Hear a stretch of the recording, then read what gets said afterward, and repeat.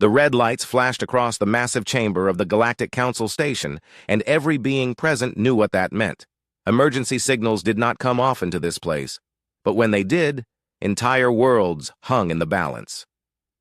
Counselor. Ethis pressed her six-fingered hands against the communication panel with growing desperation as static filled the air around them all. Please, anyone who can hear this message. Her voice crackled through the speakers with interference that made her words hard to understand. This is Counselor Ethis of Viridian Prime. We are under attack by the Mordacian Empire. Our people are dying. We have no weapons, no military, no way to fight back.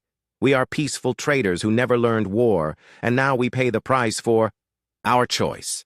Admiral Cross of the Galactic Council military stood with his arms crossed, watching the holographic display that showed Viridian Prime in the distance. The planet looked like a green and brown marble covered in swirling clouds, but he knew better than most what lay beneath those innocent-looking clouds. Viridian Prime was classified as a Category 9 death world, one of the most dangerous planets, in known space where any normal being would die within hours of landing. The gravity there is 3 times normal, Admiral Cross said to the other council members who had gathered around the display. The air is full of acid that will eat through most metals in minutes. The rain burns skin, and the creatures that live there are bigger than our ships. Even if we wanted to help the Thalnari, how could we possibly send anyone to that place and expect them to survive? The other council members nodded in agreement, but they all felt the weight of the decision, pressing down on them. The Thalnari were good people who had never hurt anyone, who had spent centuries trading fairly with every species they met. They had chosen to live on Viridian Prime not because they were warriors, but because the terrible environment kept away anyone who might want to conquer them. Until now. The Mordacian Empire has technology that can protect their soldiers from the environment, said Counselor Vex, a tall blue being with large eyes. They have shields and suits that let them survive on death worlds. They picked Viridian Prime because they knew no one would come to help. They knew we could not send our fleets there without losing thousands of ships and millions of lives. Admiral Cross pulled up tactical displays that showed the reality of what a rescue mission would require. To mount an operation on Viridian Prime, we would need at least 200 ships with full environmental protection. We would need special suits for every soldier, backup life support systems, and weapons designed to work in that acid atmosphere. It would take us 6 months to prepare, and by then the Thalnari will all be dead or enslaved. The message from Counselor Ethis continued to play on repeat, growing weaker each time as the Mordacian forces closed in on her location. We have maybe days before they find our last shelter. Our children are scared, our elders are sick from the stress, and we have nowhere else to run. Please, if anyone can hear this, if anyone in the galaxy has the power to help us, we beg you to try. We know it seems impossible, but we have to believe that someone out there cares enough to find a way. For 3 days, the Galactic Council debated what to do. Military experts presented plan after plan, but every single one ended the same way. Massive casualties for the rescue force and probably failure anyway. The Mordacian Empire had chosen their target well, picking a world so dangerous that even approaching it was nearly impossible for most species. Then the human delegation requested permission to speak. Captain Lee Dae-ho walked into the council chamber wearing a simple blue uniform that looked almost casual compared to the elaborate outfits of the other species present. Behind him came Chief Engineer Park So-min, a small woman who carried herself with the confidence of someone who had never met a problem she could not solve. The humans had only been part of the Galactic Council for 50 years, and many of the older species still thought of them as newcomers who did not understand how things worked. We have heard the distress call from Viridian Prime, Captain Lee said in a calm voice that carried clearly through the chamber. We volunteer to mount a rescue operation. Admiral Cross looked at the human with disbelief. Captain Lee, with respect, I do not think you understand the situation. Viridian Prime is not just a dangerous world, it is a place where your species would die in minutes. The environment alone would kill your entire crew before you could even engage the Mordacian forces. Chief Engineer Park So-min stepped forward with a slight smile. Admiral, we appreciate your concern for our safety, but we have studied the planetary data carefully. We believe we can handle the environmental challenges. Handle them? Counselor Vex asked with obvious shock.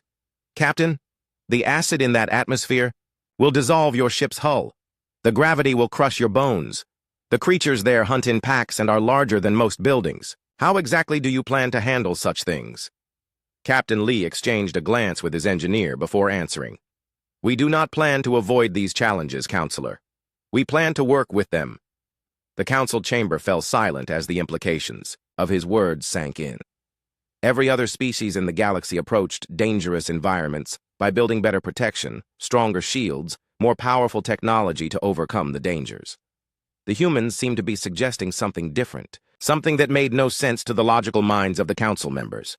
What kind of force are you proposing to send? Admiral Cross asked, expecting to hear about some new human superweapon or revolutionary technology that he had not heard about. One ship, Captain Lee replied simply. The Docto's Fury, with a crew of 12 volunteers. The silence that followed was so complete that the hum of the station's life support systems seemed loud by comparison. Admiral Cross felt his four hearts skip beats as he tried to process what he had just heard. One ship against an entire Mordacian occupation force on a death world that would kill most beings just for setting foot on it. Captain Lee, Admiral Cross said slowly, I must ask if you understand what you are suggesting. The Mordacian Empire has at least 40 ships in the Viridian Prime system, with thousands of soldiers protected by their best environmental gear. They have orbital weapons platforms and ground-based defenses. You are talking about sending 12 people against an entire army. Chief Engineer Park So-min nodded enthusiastically. Yes, that is exactly what we are talking about. We have been working on some new ideas, and this seems like a perfect opportunity to test them. Counselor Vex leaned forward in her chair. What new ideas? What technology do you humans possess that could possibly make such a mission anything other than suicide? We prefer not to discuss the technical details until we have had a chance to see how well our theories work in practice, Captain Lee said. But we are confident that we can reach Viridian Prime, engage the Mordacian forces, and extract the Thalnari civilians safely. Admiral Cross stood up abruptly, his frustration finally showing. This is madness. You are talking about throwing away 12 human lives for no good reason. The Galactic Council cannot approve such a reckless mission. With respect, Admiral, Captain Lee said calmly, we are not asking for approval. We are informing you of our intentions as a courtesy. Humans have the right to risk their own lives for causes they believe in, and we believe that saving innocent people from slavery and death is worth the risk. The debate that followed lasted for hours, with council members from dozens of species, trying to talk the humans out of their plan. They offered to help design better protection, to provide more ships, to wait until a proper rescue force could be assembled. But Captain Lee and Chief Engineer Park So-min remained polite but firm in their decision. Finally, as the station's artificial day cycle was ending, Captain Lee stood to leave. We launch in 12 hours, he announced. We will broadcast our progress so that you can monitor the mission.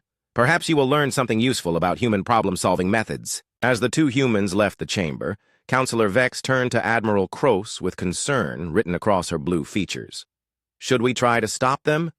This seems like throwing away lives for no reason. Admiral Cross watched the humans disappear through the chamber doors, and something about their confident manner made him uneasy. I do not think we could stop them even if we tried, he said slowly.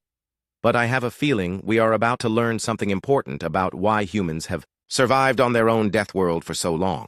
12 hours later, the Docto's Fury launched from Earth Station Alpha, and every being in the galaxy who heard about the mission assumed they were watching 12 humans fly off to die in the most spectacular way possible. The Docto's Fury did not look like any ship that had ever been built by any species in the known galaxy. From the outside, it appeared to be held together with metal patches, exposed wiring, and what looked suspiciously like welding marks made by someone who had learned the skill from watching instructional videos. The hull was an ugly brown color that seemed to shift and change as different lights hit it, and strange objects stuck out from various parts of the ship that served no obvious purpose to anyone watching. Chief Engineer Park So-min walked through the cramped corridors of her creation with obvious pride, running her hands along pipes that hissed and sparked occasionally. The ship had been built from the skeleton of an old mining vessel that had been scheduled for recycling, but instead of scrapping it, she had turned it into something that defied every rule of proper engineering that existed in any textbook. The Life support system was originally designed to keep miners alive while they drilled asteroids for rare metals, she explained to weapons specialist Choi Hyun-woo as they made their way to the engine room. I modified it to work in environments that would kill most people instantly, but it requires constant attention and occasional prayer to whatever gods might be listening. Choi Hyun-woo laughed as he checked the explosive charges that lined the corridors like decorations. Prayer might help, but I think our biggest advantage is that this ship is so crazy that the enemy will not know how to fight something like it.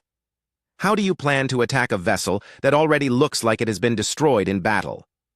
The engine room was a masterpiece of controlled chaos where every surface was covered with gauges, switches, and warning lights that blinked in patterns that seemed random but somehow kept the ship moving forward. The engines themselves were a hybrid of human technology and salvaged alien parts that had been jury-rigged together with incredible skill and absolute disregard for safety protocols. Pilot Kim Yoon-ji sat in the pilot's seat, which had been borrowed from a construction vehicle and welded directly to the floor. Around her, the control panels were a mixture of touchscreens, physical switches, and what appeared to be a manual steering wheel from an ancient Earth automobile. She flew the ship with the casual confidence of someone who had never met a vehicle. She could not control, no matter how many warnings lights were flashing.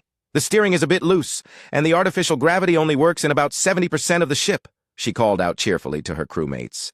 But the engines have more power than they should, and the ship responds to commands faster than anything this size has a right to. Plus, if we need to make emergency repairs during combat, we can literally tear parts off the walls and use them as spare parts. Medical Officer Dr. Yoon Jae-sung had set up his medical bay in what used to be a storage compartment, and it looked like the workshop of a mad scientist who specialized in keeping impossible things alive. His medical equipment was a mixture of human technology, alien healing devices he had traded for, and improvised tools that he had built himself from spare parts. The walls were lined with bottles containing medicines that changed color when exposed to different atmospheres. I have studied the biology of 47 different species, he said while organizing his supplies. Most medical officers specialize in one or two types of alien physiology, but I decided to learn them all. When we reach Viridian Prime, I will be ready to treat humans who have been exposed to acid rain, aliens who have been injured by Mordacian weapons, and whatever else we might encounter down there. Communications Officer Han Mi-young had turned the communications center into something that looked like a musician's studio crossed with a linguistics laboratory. She could speak 17 different alien languages fluently and had studied the communication patterns of dozens more species. Her equipment could intercept, decode, and translate enemy transmissions while simultaneously broadcasting human messages in any language needed. The Mordacian Empire uses military codes that are supposed to be unbreakable, she said while adjusting a device that looked like it had been built from random electronic parts. But their codes are based on mathematical principles that work well for normal military operations. They did not design them to handle an enemy that communicates using songs, jokes, and cultural references that make no sense to logical minds. As the Docto's Fury approached the edge of the Viridian Prime system, alien observers from dozens of different species watched through long-range sensors, expecting to witness the quick destruction of the human ship. What they saw instead was something that challenged everything they thought they knew about space combat and engineering. The ship was indeed falling apart, but it was falling apart in a controlled and purposeful way. Pieces of the hull that broke off were immediately converted into projectile weapons. Atmospheric leaks were redirected to create thrust in unexpected directions. Systems that failed were cannibalized to repair other systems, creating new capabilities that had never existed before. Hull breach in Section 7, reported Chief Engineer Park So-min with the same tone someone might use to comment on the AC weather. Redirecting the escaping atmosphere to boost our starboard maneuvering thrusters. Also, the hull breach is now a weapon port, so Choi Hyun-woo can fire explosive charges directly out of it if needed. The Mordacian fleet that intercepted them at the edge of the system was commanded by Captain Gorthmach, a veteran officer who had conquered 17 worlds for the Empire. He looked at the approaching human ship through his tactical display and felt confusion instead of the confidence he usually felt when facing an enemy. "What exactly am I looking at?" he asked his tactical officer. "The ship appears to be severely damaged, but it is still approaching our position at high speed. Are the humans trying to ram us with a derelict vessel? Sir, our sensors indicate that the ship is armed, but the weapons are not standard designs, his tactical officer replied, nervously. We are detecting explosive charges, projectile weapons, and what appears to be some kind of gravity manipulation device, but nothing matches any known technology in our databases. Captain Gorthmak decided to end this quickly before the strange human ship could do whatever it was planning to do. He ordered his fleet to open fire with everything they had, expecting to vaporize the human vessel in the first barrage. Instead, he watched in growing alarm as the Docto's Fury did something that violated every principle of space combat he had ever learned. Instead of trying to avoid the incoming fire, the human ship flew directly into it, but somehow used each hit to increase its own capabilities. Mordation energy beams that struck the hull were absorbed by strange crystalline structures and redirected as return fire. Missile impacts that should have destroyed sections of the ship, instead, triggered controlled explosions that propelled chunks of debris at incredible speeds toward the Mordation vessels. They are turning our own attacks into weapons, Captain Gorthmak said with disbelief as he watched a piece of the human ship's hull punch a hole through the armor of one of his cruisers. How is that possible? Pilot Kim Yoonji laughed as she spun the Docto's Fury through a series of maneuvers that should have torn the ship apart, but instead seemed to make it more maneuverable. The secret is that we built this ship to be destroyed, she called out to her crewmates. Every system is designed to fail in useful ways. When they shoot at us, they are just helping us implement our battle plan. Weapons specialist Choi Hyun-woo fired a spread of explosive charges that had been disguised as debris from the ship's hull. The Mordasian sensors detected them as harmless wreckage until they detonated in perfect formation around 3 enemy vessels, creating a chain reaction that disabled their shields and left them vulnerable to follow-up attacks. This is not warfare, Captain Gorthmak said, as he watched his fleet being systematically dismantled by a single ship that looked like it was held together with tape and good intentions. This is some kind of mechanical madness that makes no sense. The battle continued for 2 hours, and by the end of it, the Mordation fleet was in full retreat, while the Docto's Fury limped toward Viridian Prime with most of its hull missing, half its systems offline, and its crew singing what sounded like funeral songs but were actually traditional Korean drinking ballads. Communications officer Han Mi-young intercepted the emergency transmissions from the fleeing Mordasian ships and translated them for her crewmates. They are reporting that they were attacked by a ship that fights like it is already dead, that uses damage as a weapon, and that is crewed by beings who sing while their vessel falls apart around them. Chief Engineer Park So-min checked her diagnostic displays and nodded with satisfaction. We are now running on backup power, emergency life support, and pure stubbornness, she announced. In other words, we are exactly where I expected us to be at this point in the mission. As the Docto's Fury entered the atmosphere of Viridian Prime, the acid rain began eating through what remained of the hull. The crushing gravity started putting stress fractures in the superstructure, and predatory flying creatures the size of aircraft began circling the ship like vultures waiting for something to die. Medical Officer Dr. Yoon Jae-sung looked at his instruments and smiled. Atmospheric composition is exactly as advertised. Viridian Prime was everything the warnings had promised and worse than most beings could imagine. The moment the Docto's Fury touched down on the planet's surface, acid rain began eating through what remained of the ship's outer hull with a hissing sound that never stopped. The gravity was so intense that walking required 3 times the normal effort, and the air was thick with toxic gases that would kill most species within minutes of breathing it. Scout leader Nam Gi-seok was the first human to step outside the ship, and he did so wearing what appeared to be a homemade environmental suit constructed from mining gear, kitchen appliances, and optimism. The suit leaked in several places. Sparks occasionally flew from the life support pack, and the helmet was actually a modified welding mask with breathing tubes attached. Atmospheric readings confirm everything we expected, he called back to the ship through his radio, which crackled with static from the electrical storms overhead. The air is trying to kill us. The rain is trying to dissolve us, and something that looks like a cross between a dinosaur and a tank is watching us from behind those rocks over there. The creature he referred to was indeed watching them with 6 eyes that glowed in the dim light filtered through the toxic clouds. It was roughly the size of a city bus, covered in armored plates that looked like they could deflect artillery, shells, and it had teeth that were longer than human arms. Most beings would have retreated immediately, but Nam-Gi-Seok waved at it in a friendly manner. "Beautiful day for a walk, is it not?" he said to the creature, which tilted its massive head in what might have been confusion before deciding that these strange new arrivals were probably not worth the effort of eating and wandering away to find easier prey. Survival expert Oh Jung-min emerged from the ship carrying equipment that looked like it had been assembled from spare parts found in a junkyard. Her environmental suit was even more improvised than Nam-Gi-Seok's, featuring duct tape patches, hand-welded joints, and what appeared to be a shower head attached to the helmet for some reason that made sense only to her. "The ecosystem here is fascinating," she said, while taking readings with instruments that beeped and flashed in patterns that seemed random, but apparently provided useful information. "The local life forms have evolved to thrive in conditions that would be instantly fatal to most galactic species.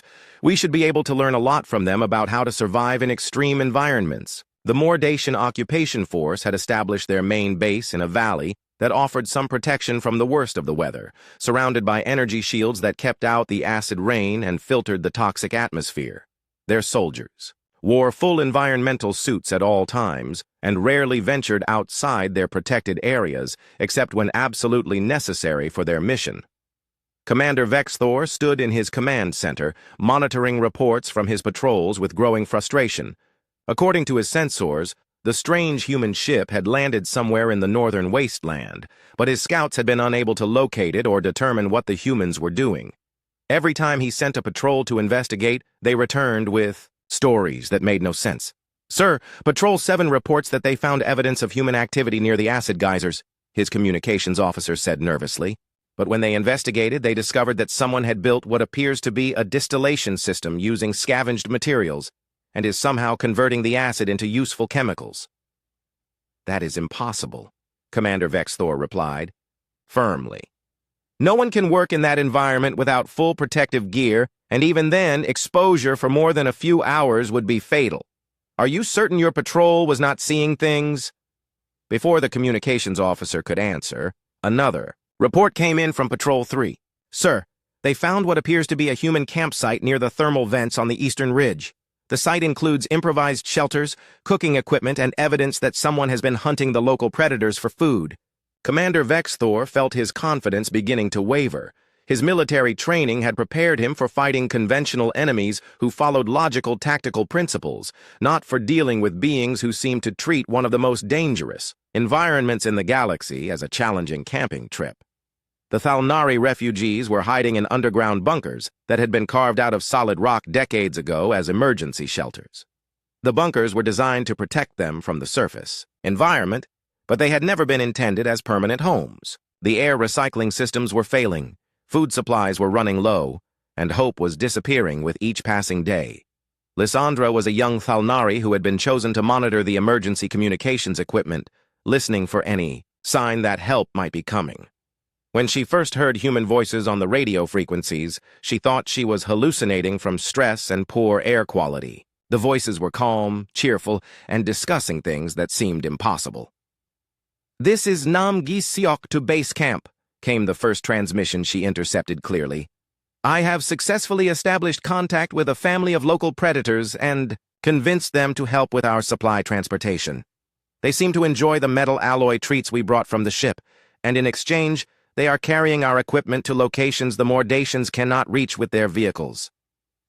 Lysandra listened with growing amazement as the human transmissions continued throughout the day. They spoke of building shelters from materials they found on the surface, of creating tools from Mordasian equipment they had somehow acquired, and of treating the deadly environment as if it were merely an interesting puzzle to solve. "This is Oh Jung-min, reporting successful completion of the water purification project," came another transmission. "The local acid rain can be converted into drinking water using a filtration system built from components salvaged from a Mordatian patrol vehicle. The process also produces several useful byproducts, including a chemical that seems to make the local flying predators very sleepy." Commander Vexthor intercepted these transmissions as well, and each one made less sense than the last.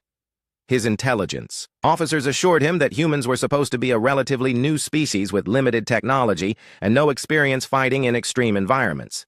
Yet somehow, they were not only surviving on Viridian Prime, but apparently thriving in conditions that challenged even his best-equipped soldiers. "Send out Patrol 5 with orders to locate and eliminate these humans," he commanded. "I do not care how they are managing to survive out there. They are disrupting our operations, and I want them stopped." Patrol 5 consisted of 12 Mordation, soldiers in full environmental armor, armed with weapons designed to function in the planet's hostile atmosphere. They followed the human radio signals to a region where thermal vents created clouds of superheated steam mixed with toxic gases. What they found there defied every assumption they had made about human capabilities. The humans had built a small settlement using materials that appeared to have been scavenged from crashed vehicles, natural rock formations, and plants that grew in the volcanic soil. The settlement was not protected by energy shields or environmental domes. Yet the humans were walking around in their improvised suits, as if the deadly environment was merely an inconvenience. "Target the largest structure," ordered the patrol leader. "We will destroy their base and force them to surrender or die." The Mordacian soldiers opened fire with energy weapons that could punch through most known materials, but instead of destroying the human settlement, their attacks seemed to make it stronger. The humans had somehow designed their buildings to absorb energy from weapons fire and redirect it into their own systems. The more the Mordacians shot at them, the brighter the lights in the human settlement became. "What kind of defensive technology is this?" the patrol leader asked his communications specialist. "Our weapons are having no effect except to apparently provide them with free power." Before anyone could answer, the ground around the Mordacian patrol began to shake, and they realized that the humans had somehow convinced the local geological activity to work in their favor. The thermal vents that had been producing harmless steam suddenly erupted with precisely timed geysers that knocked several soldiers off their feet and damaged their equipment. "This is impossible," the patrol leader said as he watched human figures emerge from their settlement, moving with easy confidence despite the toxic atmosphere and crushing gravity. "No one can control planetary geological features with improvised equipment." Nam Giseok approached the Mordacian patrol with his hands raised in what appeared to be a peaceful gesture, though the explosive charges attached to his belt suggested that his definition of peace might be different from theirs. "Welcome to our neighborhood," he called out cheerfully. "We appreciate you stopping by to visit, but we are going to have to ask you to leave your weapons and equipment here when you go. You are outnumbered and outgunned," the patrol leader replied through his suit's external speakers. "Surrender now, and we will consider taking you prisoner instead of killing you." "That is very kind of you to offer," Nam Gi-seok said politely. "But we have other plans. Oh Young-min, would you please show our guests the improved local wildlife?" The reports reaching Galactic Council headquarters made no sense to anyone who read them. According to monitoring stations throughout the sector, the humans were not only surviving on Viridian Prime, but were systematically dismantling the Mordacian occupation using methods that violated every known principle of warfare. Admiral Kroos read the latest intelligence summary 3 times before calling an emergency council session. "Ladies, gentlemen, and beings of various classifications," he announced to the assembled council members, "we have a situation that our military analysts cannot explain. The human rescue mission to Viridian Prime appears to be succeeding, but they are doing so using tactics that make no logical sense." Tactical Coordinator Bae Soo-jin had established what she called a field headquarters in a cave system that connected to the Thalnari refugee bunkers. The cave had been improved with human engineering that turned it into something resembling a military command center, designed by someone who had learned strategy from studying chaos theory and had decided that conventional logic was overrated. "The key to fighting on a death world," she explained to Lysandra and several other Thalnari who had volunteered to help with intelligence gathering, "is to remember that everything here wants to kill you anyway, so you might as well make friends with the things that want to kill your enemies more than they want to kill you." The cave walls were covered with maps, diagrams, and what appeared to be flowcharts that tracked the movement patterns of local predators, the schedules of Mordation, patrols, and the timing of geological events like acid storms and thermal eruptions. Bae Soo-jin had somehow turned the planet's own deadly ecosystem into an intelligence network that provided real-time information about enemy activities. The Mordacians think like traditional military commanders, she continued while pointing to various locations on her improvised maps. They establish secure bases, follow predictable patrol routes, and try to control territory using conventional force. This makes them very easy to predict and manipulate. Quartermaster Lim Dong-hyun had transformed what used to be a Mordacian supply depot into a workshop that looked like the laboratory of a mad inventor who specialized in turning garbage into weapons. Every surface was covered with salvaged equipment, improvised tools and devices that served purposes that were not immediately obvious to outside observers. The beautiful thing about fighting an enemy with superior technology, he said while assembling what appeared to be a rocket launcher constructed from plumbing supplies and electronic components scavenged from Mordacian vehicles, is that they provide all the raw materials you need to build better weapons than they have. His workshop contained dozens of improvised devices that had been constructed from captured Mordacian equipment. Energy weapons had been converted into power sources for human equipment. Vehicle armor had been reformed into protective gear that could withstand the planet's acid rain.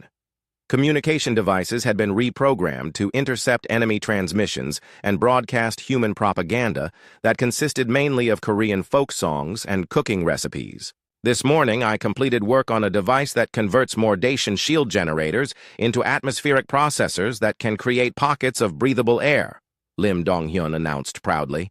This afternoon, I plan to build a trebuchet that launches explosive charges made from their own ammunition supplies. Cultural liaison, Song Hai-rim had established contact with the Thalnari refugees and was working to explain human military philosophy to beings who had spent centuries believing that violence was never an acceptable solution to any problem. Her job was complicated by the fact that human military philosophy appeared to consist mainly of creative problem-solving and an absolute refusal to accept that anything was impossible.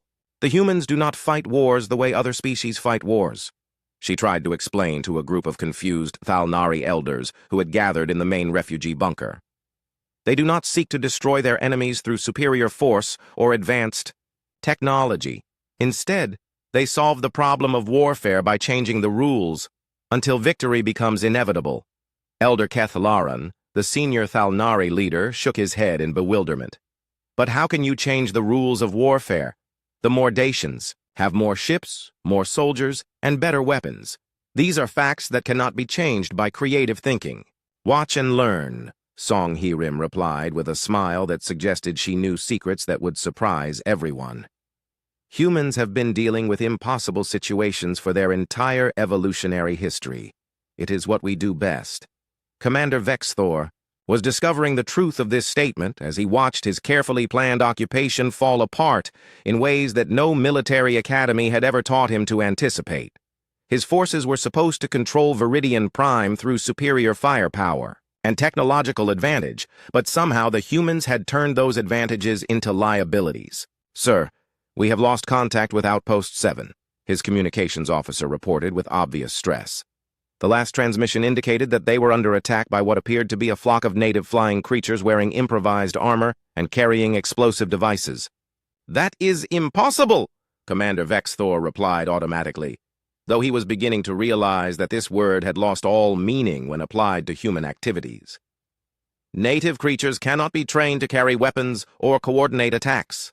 Sir, Outpost 4 is reporting that their perimeter defenses have been compromised by some kind of chemical weapon that appears to be concentrated acid rain that has been collected and weaponized, came another report.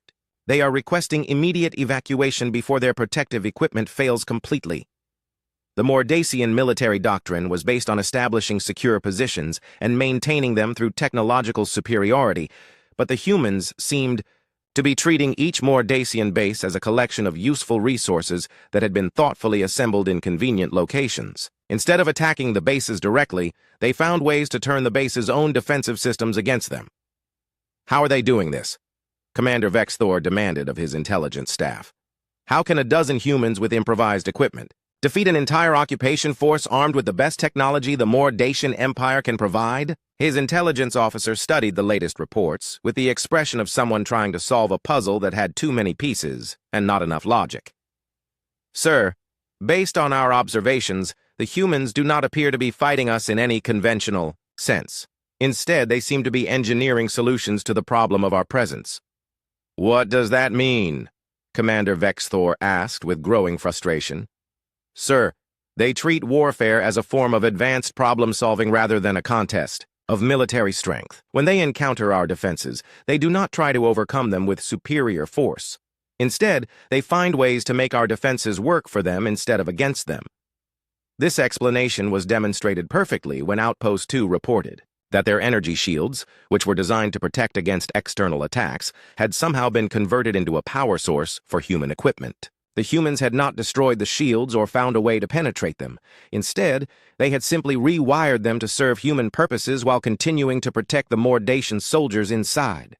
They have turned our own base into a prison, the outpost commander reported in disbelief. We cannot leave because the shields are keeping out the toxic atmosphere. But we also cannot fight because all our power is being redirected to human devices. They are using our own protective systems to keep us harmless. The situation became even more surreal when reports began arriving that other Mordatian bases were being abandoned, not because they were destroyed, but because the soldiers inside were requesting transfers to work with the humans instead. The human engineering projects were apparently so fascinating that Mordatian military personnel were defecting just for the opportunity to learn how to build impossible devices from scavenged materials. Sir, Engineer Corps Leader Grakthos from Outpost 9 is requesting permission to join the human construction projects, came a report that made Commander Vexthor question his own sanity.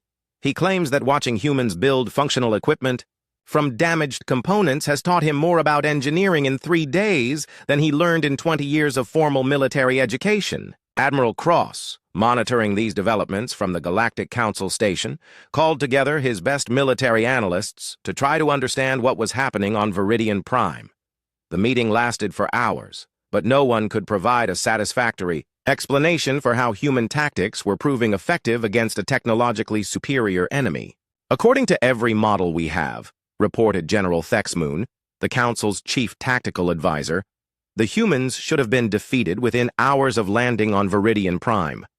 Instead, they appear to be converting the Mordatian occupation force into an unwilling supplier of equipment and personnel for their own operations.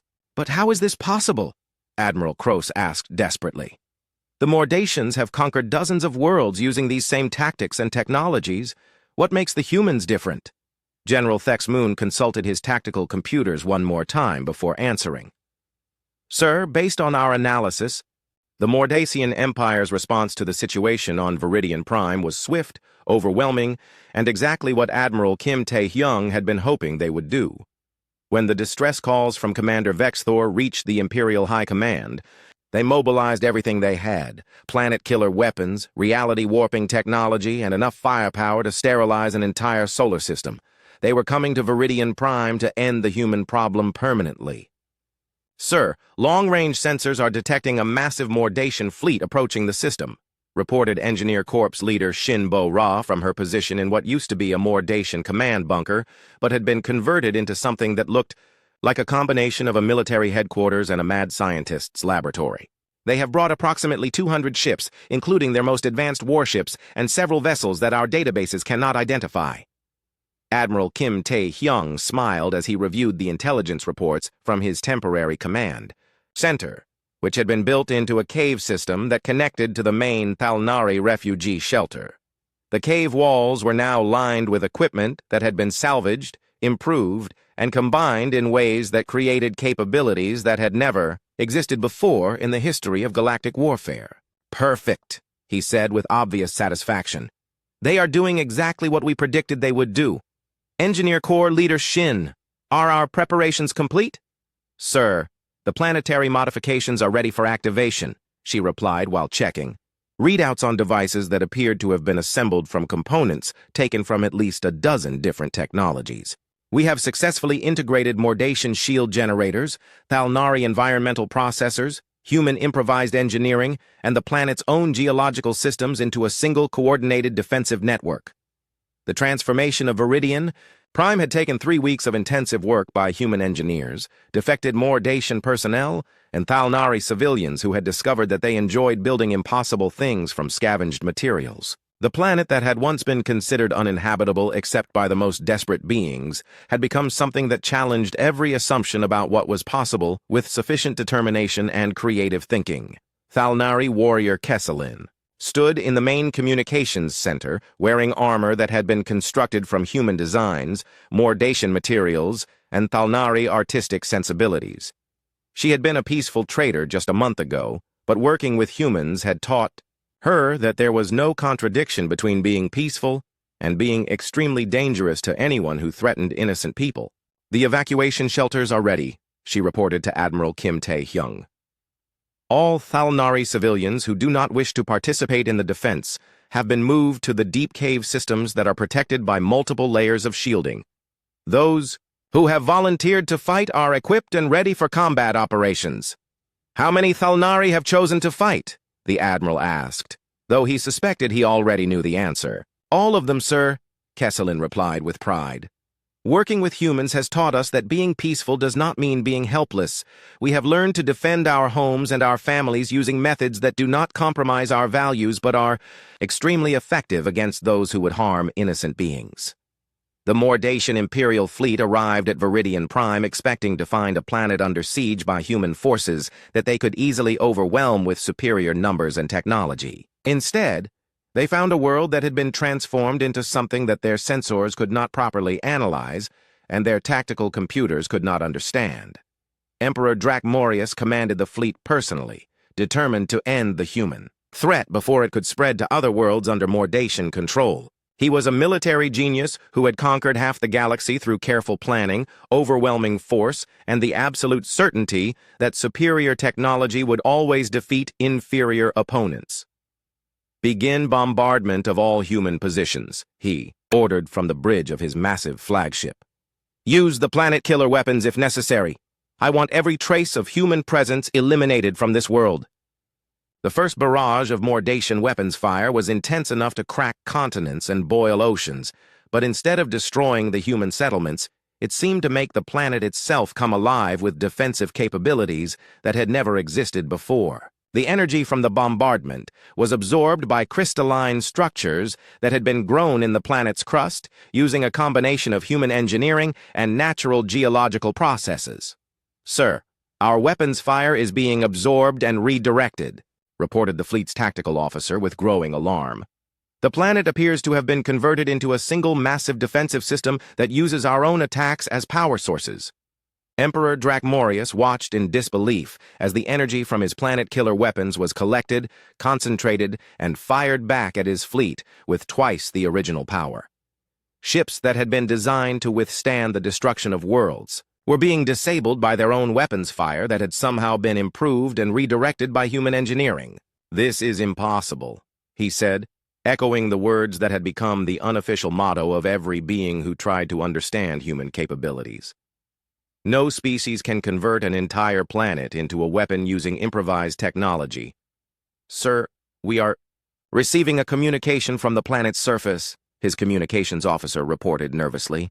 "It appears to be from Admiral Kim Tae-hyung of the Human Forces." The holographic display activated to show Admiral Kim Tae-hyung standing in what appeared to be a command center that had been carved out of solid rock and equipped with technology that combined human, Mordatian, Thalnari, and completely unknown components. Behind him, beings from multiple species worked together on projects that defied classification. Emperor Dracmorius, Admiral Kim Tae-hyung said politely, "We appreciate you bringing so many ships to visit our little planet. We have been looking forward to demonstrating some of the improvements we have made to the local neighborhood." "You are defeated," Emperor Dracmorius replied, with the confidence of someone who commanded enough firepower to destroy star systems. "Surrender now, and we will consider allowing your species to survive in servitude rather than complete extinction." "That is very generous of you," Admiral Kim Tae-hyung said, with a smile that suggested he found the offer amusing rather than threatening. "But we have a counter-proposal. Why do you not surrender to us instead? We promise to treat you much better than you have treated the people you have conquered."